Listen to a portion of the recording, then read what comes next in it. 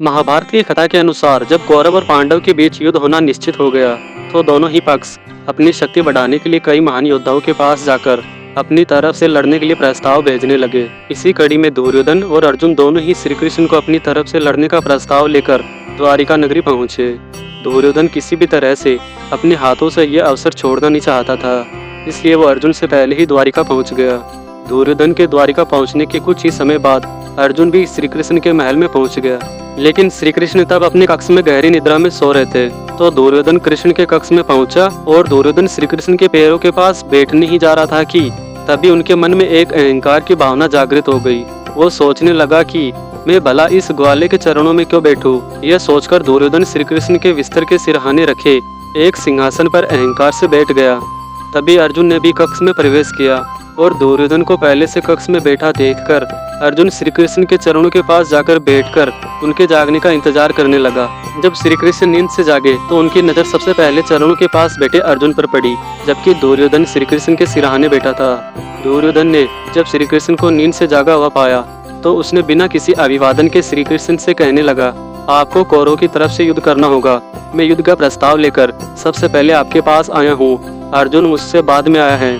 दुर्योधन की बात सुनकर श्री कृष्ण मुस्कुराते हुए कहा, मुझे नहीं पता कि सबसे पहले कौन आया है।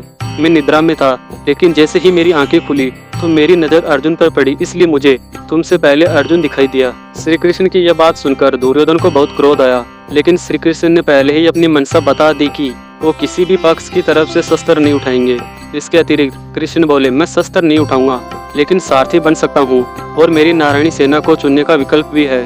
तुम बोलो दुर्योधन, तुम्हें क्या चाहिए। श्री कृष्ण ने जब ये बात कही कि वे किसी भी पक्ष की तरफ से युद्ध में भाग नहीं लेंगे तो दुर्योधन ने झट से नारायणी सेना की मांग कर दी। दुर्योधन ने कहा, अगर आप शस्त्र नहीं उठाएंगे माधव तो कृपा करके अपनी 10 लाख योद्धाओं वाली सेना कौरवों को दे दे। आपकी नारायणी सेना में 10 लाख वीर योद्धा है, जिनके सामने महान सैनिक भी घबराने लगते हैं, इसलिए मैं आपकी नारायणी सेना मांगता हूँ। दुर्योधन की बात सुनकर श्री कृष्ण मुस्कुरा दिए और दुर्योधन को नारायणी सेना देने का वचन दे दिया। अब तक अर्जुन श्री कृष्ण की बातों को बड़े ध्यान से सुन रहे थे। श्री कृष्ण ने अर्जुन से कहा कि नारायणी सेना कौरवों की तरफ से युद्ध करेगी और मैं शस्त्र नहीं उठाऊंगा। ऐसे में अब अर्जुन तुम्हारे पास कुछ भी शेष नहीं रहा। यह सुनकर अर्जुन ने मुस्कुराते हुए कहा कि भ्राता दुर्योधन ने नारायणी सेना मांगी है, लेकिन मैं अपने साथ नारायण को मांगता हूँ, यानी मैं आपका साथ मांगता हूँ माधव। आप रणभूमि में शस्त्र नहीं उठाएंगे तो चलेगा, लेकिन मेरे सारथी बनकर मेरा मार्गदर्शन जरूर करते रहना। अर्जुन का ये स्नेह देखकर श्री कृष्ण अर्जुन के सारथी बनने के लिए तैयार हो गए, जबकि दूसरी तरफ दुर्योधन अपनी बुद्धिमत्ता और अर्जुन की मूर्खता पर मन ही मन हंस रहा था। दुर्योधन सोच रहा था कि जब श्री कृष्ण शस्त्र नहीं उठाएंगे तो भला उन्हें अपने साथ रणभूमि में ले जाने का क्या लाभ। दुर्योधन अपनी चालाकी पर गर्व कर रहा था। जब कुरुक्षेत्र की रणभूमि पर महाभारत का रक्त रंजित युद्ध शुरू हुआ तो नारायणी सेना कौरवों के साथ और पांडवों के विरुद्ध खड़ी। 10 लाख योद्धाओं से सजी नारायणी सेना लेने के बाद भी 100 कौरवों का अंत हो गया और दुर्योधन की चालाकी उससे ले डूबी।